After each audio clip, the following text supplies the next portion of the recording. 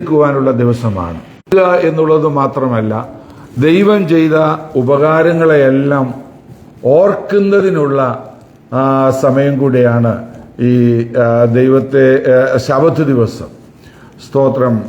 ശബത്ത് ദിവസത്തിൽ വെറുതെ ഇരിക്കുവാനുള്ളതല്ല, സ്പിരിച്വലായിട്ടുള്ള കാര്യങ്ങൾ ചെയ്യാനുള്ളതാണ്. ഏറ്റവും പ്രോപ്പറായിട്ടുള്ള കാര്യം എന്ന് പറയുന്നത് ദൈവത്തെ ആരാധിക്കുക എന്നുള്ളതാണ്. The proper work, spiritual work on Sabbath day is worshipping God. That's why we are here. നമ്മൾ ദൈവത്തെ ആരാധിക്കുവാൻ കടന്നു വന്നിരിക്കുന്നത് അതുകൊണ്ടാണ്. സ്തോത്രം. പലപ്പോഴും ഈ സങ്കീർത്തനങ്ങളൊക്കെ വായിക്കുന്ന വിഷയത്തിൽ ഞാനും പല കാര്യങ്ങൾ തെറ്റിദ്ധരിച്ചിരുന്നു. പലപ്പോഴും ഞാൻ പറയാറുണ്ട്, നമ്മുടെ ആരാധനയിൽ സങ്കീർത്തന വായനയൊന്നും ആവശ്യമില്ല. പക്ഷേ അങ്ങനെയല്ല.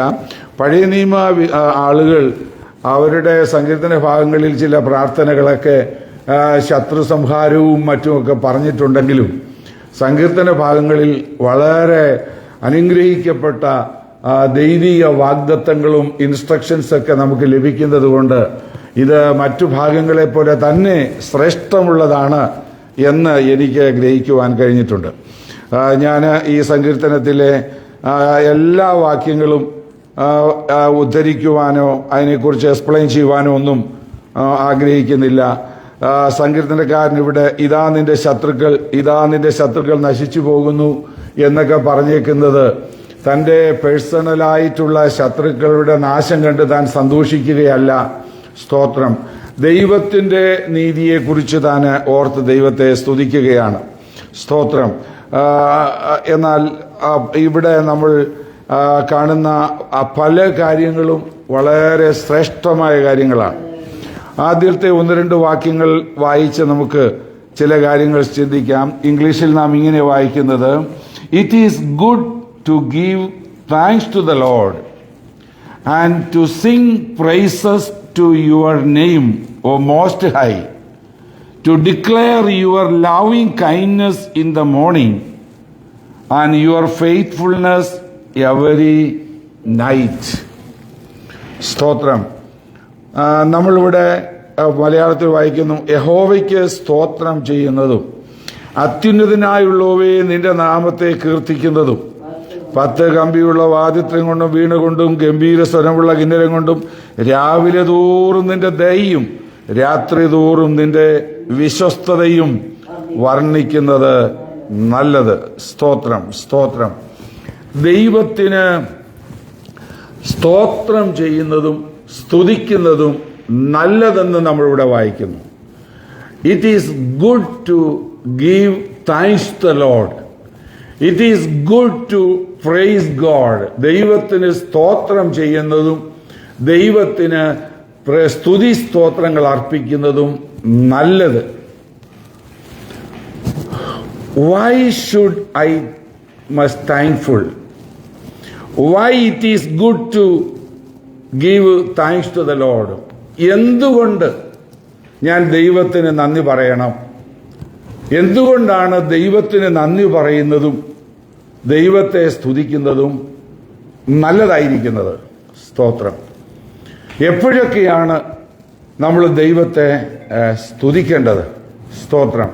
ഈ വിധ കാര്യങ്ങൾ നമ്മൾ അല്പം ഒന്ന് ചിന്തിക്കുമ്പോൾ നമ്മൾ ആരാധനയ്ക്ക് ദൈവത്തെ സ്തുതിക്കുന്നതിന്റെ ആ പ്രാധാന്യം നമുക്ക് മനസ്സിലാക്കുവാൻ കഴിയും. സ്തോത്രം. നമ്മുടെ വായിക്കുന്നല്ലോ, അത്യുന്നതനായുള്ളവേ നിന്റെ നാമത്തെ കീർത്തിക്കുന്നതും. സ്തോത്രം.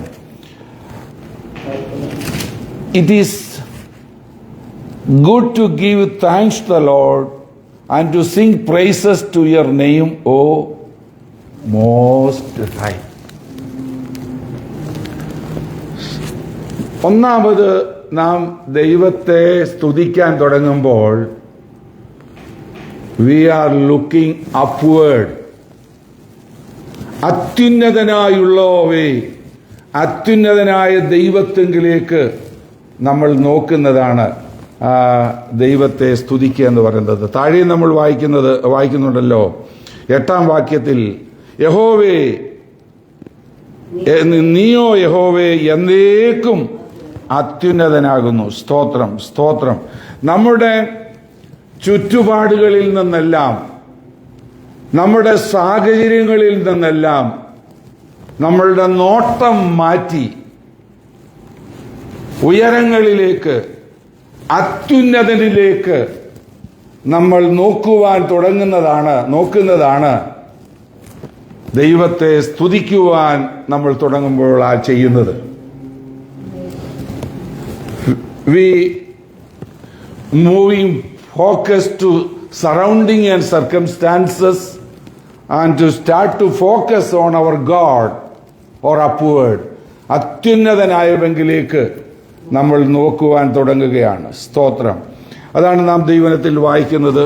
107-ാം സങ്കീർത്തനത്തിൽ ഇങ്ങനൊരു വാക്യമുണ്ട്, 21-22 വാക്യങ്ങൾ. അവർ യഹോവയെ അവന്റെ നന്മയെ ചൊല്ലിയും മനുഷ്യപുത്രന്മാരിൽ ചെയ്ത അത്ഭുതങ്ങളെ ചൊല്ലിയും സ്തുതിക്കട്ടെ. അവർ സ്തോത്രയാഗങ്ങളെ കഴിക്കുകയും സംഗീതത്തോടുകൂടെ അവന്റെ പ്രവൃത്തികളെ വർണ്ണിക്കുകയും ചെയ്യട്ടെ. സ്തോത്രം.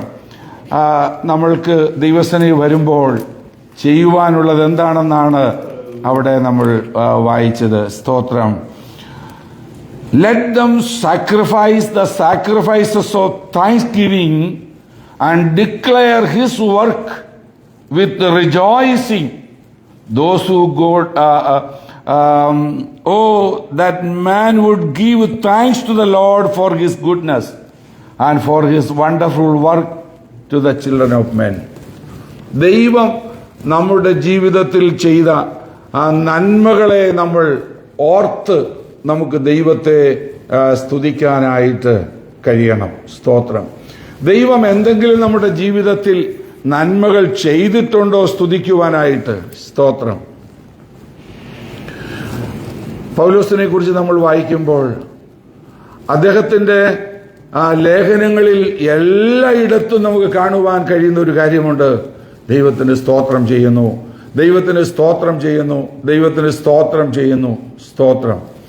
നമ്മൾ ദൈവത്തിങ്കിലേക്ക് നോക്കി ദൈവം ചെയ്ത ഉപകാരങ്ങളെ ഓർത്ത് നമുക്ക് ദൈവത്തെ സ്തുതിക്കുവാനായിട്ട് കഴിയും.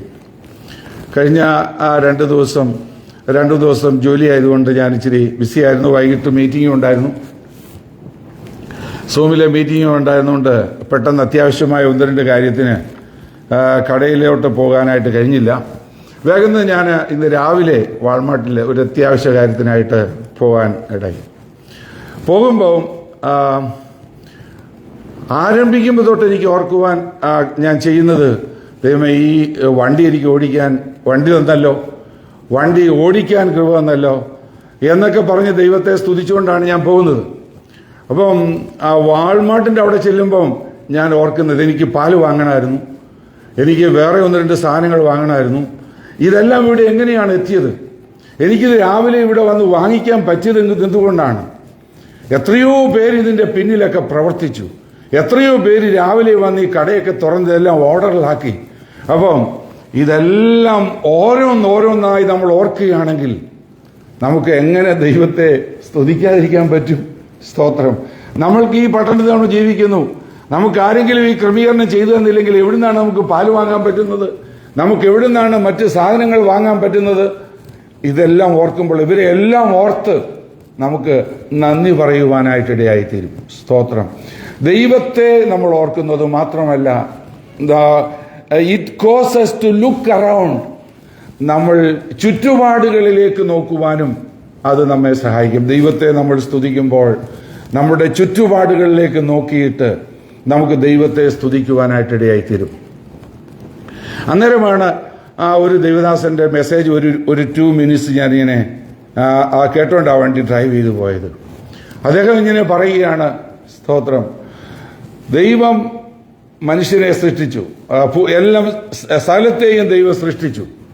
ദൈവം സൃഷ്ടിച്ചപ്പോൾ ഒടുവിൽ ദൈവം പറയുകയാണ്, ദൈവത്തിന്റെ സൃഷ്ടികളെല്ലാം നല്ലതെന്ന് ദൈവം കണ്ടു. He looked at his creation and said, everything is good.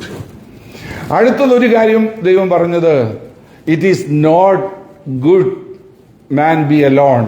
മനുഷ്യൻ ഏകനായിരിക്കുന്നത് നല്ലതല്ലെന്ന് ദൈവം കണ്ടു. വാസ്തവത്തിൽ മനുഷ്യർ അവിടെ ഏകനായിരുന്നോ എന്നാണ് അദ്ദേഹം ചോദിക്കുന്നത്. ദൈവം മൃഗങ്ങളെയും പക്ഷികളെയും എല്ലാം ഉണ്ടാക്കി. അതിനെല്ലാം ഉണ്ടാക്കിയിട്ടാണ് ഈ മനുഷ്യനെ ഉണ്ടാക്കുന്നത്. മനുഷ്യന്റെ മുമ്പിൽ കൂടെ ഇവയെല്ലാം പറഞ്ഞു വിട്ടു. എന്നിട്ട് അവന് അതിനെല്ലാം പേരിട്ടു. അവനിട്ടതെല്ലാം അതിന് പേരായി. അതെല്ലാം ഇങ്ങനെ പേരായിട്ട് ഇണയോട് ചേർന്നാണ് പോകുന്നത്. അപ്പൊ ഇദ്ദേഹത്തിന് മാത്രം ഇണയൊന്നുമില്ല, അദ്ദേഹം തന്നെയുള്ളൂ. അപ്പം എന്നാൽ ഇതിലേതെങ്കിലും ഒന്നിനെ തനിക്ക് കൂട്ടായിട്ട് എടുക്കാമെന്ന് അദ്ദേഹം തീരുമാനിച്ചില്ല. അത് മാത്രമല്ലല്ലോ, തോട്ടത്തിൽ മൃഗങ്ങൾ മാത്രമല്ല, ദൈവം അവിടെ ഉണ്ടല്ലോ. എല്ലാ ദിവസവും ദൈവം തൻ്റെ കൂടെ നടക്കാനായിട്ടൊക്കെ പോകത്തില്ലേ? അപ്പം ദൈവവുമുണ്ട്.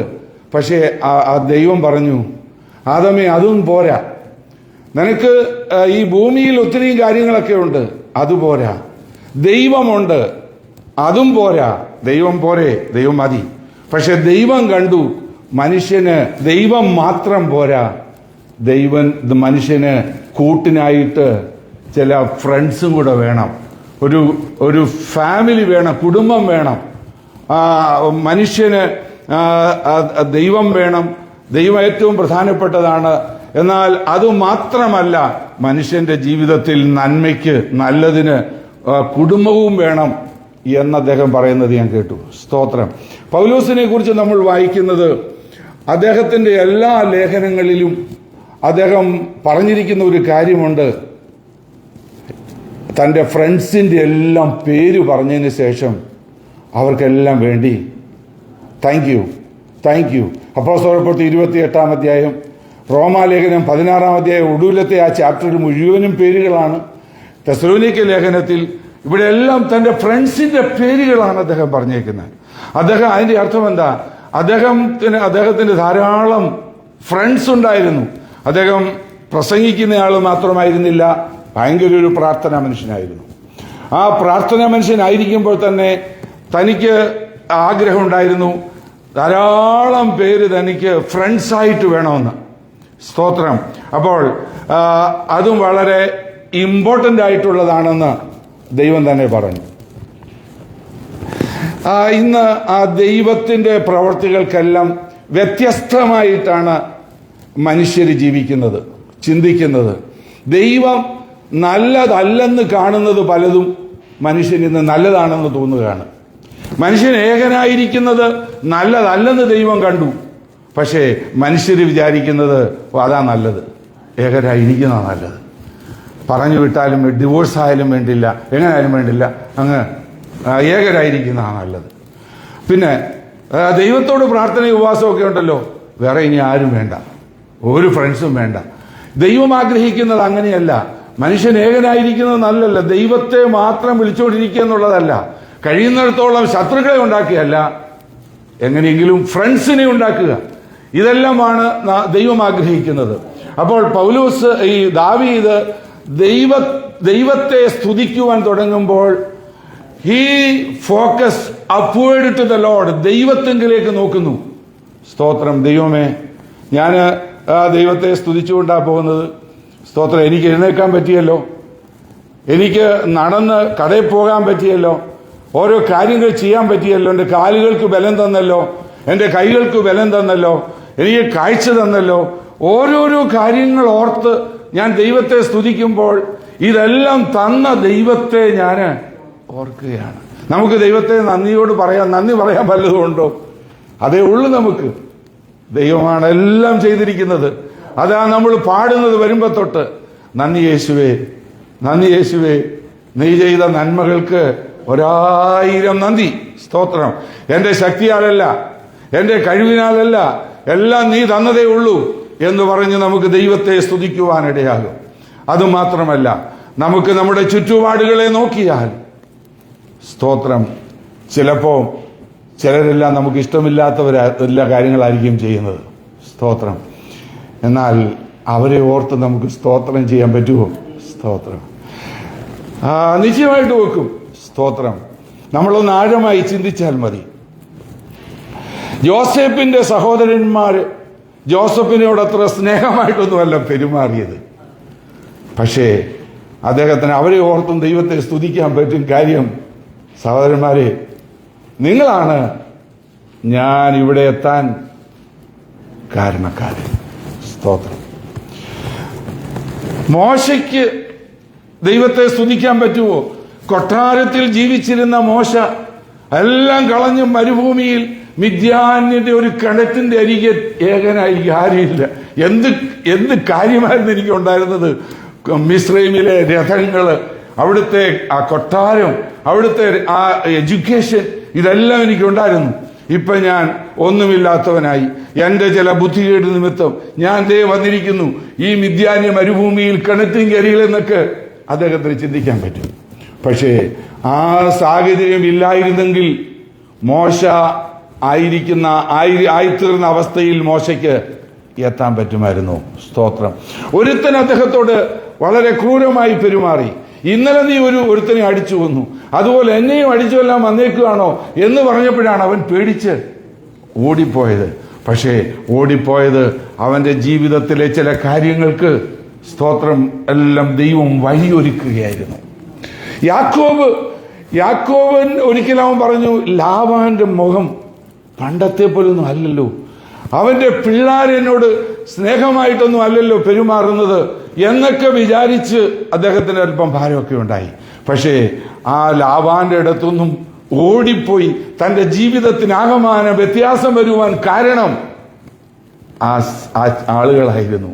തനിക്ക് അനുകൂലമല്ലാത്തിരുന്ന ആളുകളായിരുന്നു.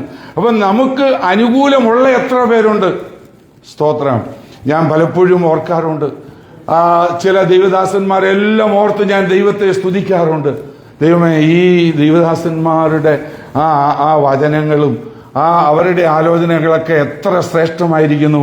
അതെനിക്ക് ഗ്രഹിക്കുവാൻ കഴിഞ്ഞല്ലോ. അവർക്കെല്ലാം ദീർഘായുസ് കൊടുക്കണേ, ബുദ്ധി കൊടുക്കണേ എന്നെല്ലാം ഞാൻ അവരെ ഓർത്ത് പലപ്പോഴും പ്രാർത്ഥിക്കാറുണ്ട്. കാര്യം നമ്മൾ തന്നെയൊന്നുമല്ല ഇവിടം വരെ ആയേക്കുന്നത്. സ്തോത്രം. നമ്മൾ ഇന്നായിരിക്കുന്നതിന് പല ആളുകളുടെ കരങ്ങളുണ്ട്. അപ്പോൾ ആ ചുറ്റുപാടുകളെ എല്ലാം ഓർത്ത്, അനുകൂലമായി നമ്മെ സ്നേഹിച്ചവരാണെങ്കിലും നമ്മളോട് എതിരായിട്ട് നിന്നവരാണെങ്കിലും എല്ലാവരെയും ഓർത്ത് നമുക്ക് ദൈവത്തെ സ്തുതിക്കാനുണ്ട്. സ്തോത്രം. എൻ്റെ ജോലി സ്ഥലത്ത് എനിക്ക് ഇറിറ്റേഷനായിട്ടിരുന്ന പല ആളുകളുണ്ട്. സ്തോത്രം. ഞാൻ പിന്നീട് അവരെല്ലാം ഓർത്ത് ദൈവത്തെ സ്തുതിക്കാറുണ്ട്. അവരങ്ങനെ ഇറിറ്റേഷനായിരുന്നത് കൊണ്ടാണ് ഞാൻ കൂടുതൽ അവയർനെസ്സോടുകൂടെ എൻ്റെ ജോലി സ്ഥലത്തിരുന്നത്. ഇല്ലായിരുന്നെങ്കിൽ എൻ്റെ കെയർലെസ് കൊണ്ട് ഒരുപക്ഷെ എന്നെ എൻ്റെ ജോലി നഷ്ടപ്പെട്ടു പോകുമായിരുന്നു. അപ്പം അങ്ങനെ ഇച്ചിരി ഇറിറ്റേഷനൊക്കെ കാണിച്ചവർക്കായി ഞാൻ ദൈവത്തിന് നന്ദി പറയുന്നു. അപ്പൊ നോക്കുക, നമുക്ക് എന്തെല്ലാം കാര്യങ്ങൾ ഓർത്താണ് ദൈവത്തെ സ്തുതിക്കാനുള്ളത്. സ്തോത്രം. അപ്പൊ നമ്മുടെ വായിച്ച സങ്കീർത്തനത്തിലേക്ക് ഞാൻ വരട്ടെ. ഞാനിവിടെ നിർത്താം. സ്തോത്രം. അത്യുന്നതനായുള്ളവേ, നിന്റെ നാമത്തെ കീർത്തിക്കുന്നതും രാവിലെ നിന്റെ ദയയും രാത്രിതോറും നിന്റെ വിശ്വസ്തതയും വർദ്ധിക്കും. നല്ലത് രാവിലെ നിന്റെ ദയ. സ്തോത്രം. In the morning time it is better to remember your loving kindness. ദൈവമേ, രാത്രി കിടന്നു, ഒന്നും അറിയാതെ കിടന്നു, രാവിലെ എഴുന്നേറ്റല്ലോ, ശ്വാസമുണ്ടായല്ലോ, എഴുന്നേക്കാൻ പറ്റിയല്ലോ. അതെന്താ? അത് നിന്റെ ദയവുണ്ടാ, എന്റെ കഴിവൊന്നുമല്ല, ഞാൻ ഒന്നും അറിഞ്ഞില്ല, നിന്റെ ദയയാണ്. സ്തോത്രം. രാത്രിയിൽ പകൽ ഡ്രൈവ് ചെയ്തു, പലയിടങ്ങളിൽ പോയി ജോലി ചെയ്തു, പലരോടൊക്കെ ഇടപെട്ടു. സ്തോത്രം. പലയിടങ്ങളിലും കെയർലെസ് ആയിരുന്നെങ്കിൽ ലജ്ജിക്കുമായിരുന്നു, പരാജയപ്പെടുമായിരുന്നു. സ്തോത്രം. അവിടെ എല്ലാം എന്റെ കഴിവല്ല, ദൈവമേ നിന്റെ വിശ്വസ്തതയാണ് എന്നെ നിർത്തിയത് എന്ന് ഓർക്കുമ്പോൾ ആ ദൈവത്തിന്റെ വിശ്വസ്തതയെ ഓർത്ത് നമുക്ക് സ്തോത്രം ചെയ്യാൻ പറ്റും. Thank you Jesus. Thank you for your faithfulness all this day. Thank you Lord for this morning, for your loving kindness. സ്തോത്രം. നിന്റെ ദയയ്ക്കായി സ്തോത്രം കർത്താവേ. മറ്റു കാര്യങ്ങളൊക്കെ ചെയ്ത് എന്റെ ഹൃദയം ബിസിയാകുന്നതിന് മുമ്പ്, എന്റെ മനസ്സിലേക്ക് പലതും വരുന്നതിന് മുമ്പ്, സ്തോത്രം, നിന്റെ ദയയെ ഞാൻ ഓർത്ത് നിന്നെ സ്തുതിക്കുന്നു. രാവിലെ ഞാൻ നിന്നെ സ്തുതിക്കുന്നു, വൈകിട്ട് ഞാൻ നിന്റെ വിശ്വസ്തതയെ ഓർക്കുന്നു. അപ്പം എല്ലായ്പ്പോഴും നമുക്കൊരു ഗ്രേറ്റ്ഫുൾ ഹാർട്ട്, ഈ സന്തോഷത്തിന്റെ ഒരു വലിയ സീക്രട്ടാണ് ഗ്രേറ്റ്ഫുൾ ഹാർട്ട് എന്ന് പറയുന്നത്. നന്ദിയുള്ള ഒരു ഹൃദയം എന്ന് പറയുന്നത് സ്തോത്രം എപ്പോഴും സന്തോഷത്തിന്റെ ഒരു റീസണാണ്. നമുക്ക് നന്ദിയോടൊരു ഹൃദയമുണ്ടെങ്കിൽ നമുക്ക് സന്തോഷം ഉണ്ടാകും. സ്തോത്രം. ഇല്ലെങ്കിൽ നമ്മൾ എപ്പോഴും വെറുപ്പും പിണക്കവും പകയും ഒക്കെ ആയിട്ട് നമുക്ക് നിരാശപ്പെടേണ്ടി വരും. സ്തോത്രം. താഴെ നമ്മൾ വായിച്ചാൽ സ്തോത്രം, സങ്കീർത്തനക്കാരൻ അവനെ തന്നെ ഒന്ന് നോക്കിയിട്ട്, it causing us to look within us, നമ്മളെ തന്നെ ഒന്ന് കാണുവാൻ സഹായിക്കും എന്ന് പറഞ്ഞാൽ, സ്തോത്രം, കർത്താവേ, എൻ്റെ ജീവിതത്തിൽ ഞാൻ പണ്ടായിരുന്നത് പോലെ അല്ലല്ലോ ഇപ്പോഴും. I am not as same as in the old days. പണ്ടത്തെ പോലെ അല്ലല്ലോ ഞാൻ. എൻ്റെ ജീവിതത്തിൽ വന്ന ഈ വ്യത്യാസത്തിന് കാരണം എന്താണ്? അത് നീയാണ്. സ്തോത്രം. Lord, the changes which happened in my life is because of you. You changed me. നീ എന്നെ വ്യത്യാസപ്പെടുത്തി. സ്തോത്രം. താഴെ നമ്മൾ ഈ സങ്കീർത്തനത്തിൽ വായിക്കുന്നുണ്ട്, സ്തോത്രം, നിന്റെ പ്രവൃത്തികൾ എത്ര വലിയതാണ്, നിന്റെ വിചാരങ്ങൾ അത്യന്തം അഗാധമായതാണ്. മൃഗപ്രായനായ മനുഷ്യനത് ഗ്രഹിക്കുന്നില്ല, അറിയുന്നില്ല, മൂഢനത് ഗ്രഹിക്കുന്നുമില്ല. ഞാനത് പറഞ്ഞത്, ഞാനിത് വായിച്ചപ്പോൾ ഇന്ന് രാവിലെ ഞാൻ ദൈവത്തോട് പ്രാർത്ഥിച്ചു, ദൈവമേ, ഞാനൊരു മൂഢനാകല്ലേ എന്ന്, ഞാനൊരു മൃഗപ്രായനാകല്ലേ എന്ന് ഞാൻ ദൈവത്തോട് പ്രാർത്ഥിച്ചു. സ്തോത്രം. കാരണം ദൈവത്തിന്റെ ആ വലിയ പ്രവൃത്തിയും അത്യന്തം അഗാധമായ വിചാരങ്ങളുമൊക്കെ എനിക്ക് ഗ്രഹിക്കാനൊന്നും കഴിഞ്ഞിരുന്നില്ല. സ്തോത്രം. എല്ലാ മനുഷ്യരും ജീവിക്കുന്നത് പോലെ ഞാനും ജീവിക്കുക എന്നാണ് ഞാൻ വിചാരിച്ചു പോകുന്നത്. എന്നാൽ അങ്ങനെ വിചാരിക്കുന്നത് മൂഢരാണ്, മൃഗപ്രായരാണ്. മൃഗങ്ങൾ ഇതൊന്നും ചിന്തിക്കുന്നില്ലല്ലോ. സ്തോത്രം. എന്നാൽ ഇന്ന് ഞാൻ ചെയ്ത ഓരോ കാര്യങ്ങളും ദൈവത്തിന്റെ കൃപയാലാണ്, ദൈവത്തിന്റെ ദയയാലാണ് എന്ന് എനിക്ക് ഓർക്കുവാൻ കഴിയുന്നത് എന്തുകൊണ്ടാണ്? ദൈവം എൻ്റെ ഹൃദയത്തിൽ പ്രവർത്തിച്ചത് കൊണ്ടാണ്. സ്തോത്രം. എനിക്ക് മറ്റുള്ളവരെ സ്നേഹിക്കുവാൻ കഴിയുന്നത്, എനിക്ക് എല്ലാ സാഹചര്യത്തിലും സന്തോഷിക്കുവാൻ കഴിയുന്നത്, എല്ലായിടത്തും എനിക്ക് നന്നായി ട്രീറ്റ് ചെയ്യുവാൻ കഴിയുന്നത്, സ്തോത്രം, എന്തുകൊണ്ടാണ്? എൻ്റെ കഴിവല്ല. ദൈവമേ, നീ എന്നെ വ്യത്യാസപ്പെടുത്തിയത് കൊണ്ടാണ്, നിന്റെ ആത്മാവ് എന്നിൽ വസിക്കുന്നത് കൊണ്ടാണ്. സ്തോത്രം. യഹോവയ്ക്ക് സ്തോത്രം ചെയ്യുന്നത് എന്തുകൊണ്ടാണ് നല്ലത്? എന്തുകൊണ്ട് നമുക്ക് നന്ദി പറയാൻ പറ്റും? സ്തോത്രം. എത്രയോ കാര്യങ്ങളാണ്.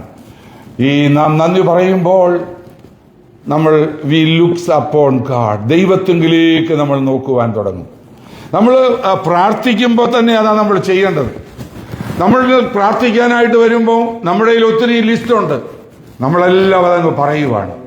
എന്നാൽ വേദപുസ്തകത്തിലെ മാതൃകയെന്ന് പറയുന്നത്, പ്രാർത്ഥനയെന്ന് പറയുന്നത് ലിസ്റ്റ് പറയുവല്ല. അവരെല്ലാവരും ആദ്യം ദൈവത്തെ സ്തുതിക്കുകയാണ്, സ്തുതിച്ചാരംഭിക്കണം. കർത്താവും പ്രാർത്ഥന പഠിപ്പിച്ചത് അങ്ങനല്ലേ?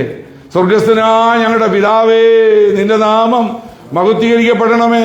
ദൈവത്തെ നമ്മൾ സ്തുതിക്കാൻ തുടങ്ങുമ്പോൾ നമ്മുടെ പ്രശ്നത്തെക്കാൾ വലിയത് ആരാകുകയാണ്? ദൈവം നമ്മുടെ ജീവിതത്തിൽ വലിയതാകുകയാണ്. അത് കാണുമ്പോൾ, ആ വലിയ ദൈവത്തെ നമ്മൾ കാണുമ്പോൾ, പിന്നെ നമ്മൾ പറയാൻ പോകുന്ന പ്രശ്നമൊന്നും വലിയൊന്നും അല്ല ദൈവത്തിന്റെ മുമ്പിൽ. എപ്പോഴും ദൈവത്തിന്റെ ആ വലിപ്പം നമ്മൾ ഗ്രഹിച്ചു പ്രാർത്ഥിക്കുക. ദൈവത്തെ നമ്മൾ സ്തുതിക്കുമ്പോൾ, ദൈവം എത്ര വലിയ, നീ അത്യുന്നതൻ, സ്വോത്രം, നീ ആമേ സേനയിൻ അധിപൻ, സ്വർഗീയ സൈന്യത്തിന്റെ അധിപതി, രാജാധി രാജാവ്. ഈ ദൈവത്തിന്റെ വലിപ്പം നമുക്ക് കാണുമ്പോൾ ദൈവത്തെ നമുക്ക് മഹത്വപ്പെടുത്തുവാൻ കഴിയും. നമ്മുടെ ചുറ്റുപാടുകളെല്ലാം നമ്മളൊന്ന് നോക്കുമ്പോൾ, ദൈവത്തിന്റെ പ്രവർത്തികൾ അത്ര വലുതാണ്. നമ്മൾക്ക് എങ്ങനെ ദൈവത്തെ സ്തുതിക്കാതിരിക്കാൻ കഴിയും? സ്തോത്രം. നമ്മെ തന്നെ നമ്മളൊന്ന് നോക്കിയാൽ, ഞാൻ ഇന്ന് എപ്രകാരമായിരിക്കുന്നു? ഞാൻ പണ്ടത്തെ പോലെ അല്ലല്ലോ, എന്റെ സ്വഭാവം അങ്ങനെയല്ലല്ലോ, എന്റെ ചിന്തകൾ അങ്ങനെയല്ലല്ലോ. സ്തോത്രം. അതോർത്ത് നമുക്ക് ദൈവത്തെ സ്തുതിക്കുവാൻ കഴിയുന്നില്ലേ? സ്തോത്രം. ഇന്ന് പകലിൽ സങ്കീർത്തനത്തിലെ ബാക്കി കാര്യങ്ങളൊന്നും ഞാൻ പറയുന്നില്ല. സ്തോത്രം. നമ്മളിവിടെ ആരാധനയ്ക്കായിട്ട് വന്നിരിക്കുകയാണല്ലോ. ദൈവത്തെ നമുക്ക് സ്തുതിക്കാം, ദൈവത്തെ നമുക്ക് ആരാധിക്കാം. അതുകൊണ്ടാണ് ഒരു പാട്ടുകാരൻ പാടിയിരിക്കുന്നത്, എങ്ങനെ ഞാൻ വർണ്ണിക്കാതിരിക്കും. ആ പാട്ടിൻ്റെ ചില ചരണങ്ങൾ പാടി നമുക്കിവിടെ വീണ്ടും നമുക്ക് ദൈവത്തിൻ്റെ ആരാധന കണ്ടിന്യൂ ചെയ്യാം. എങ്ങനെ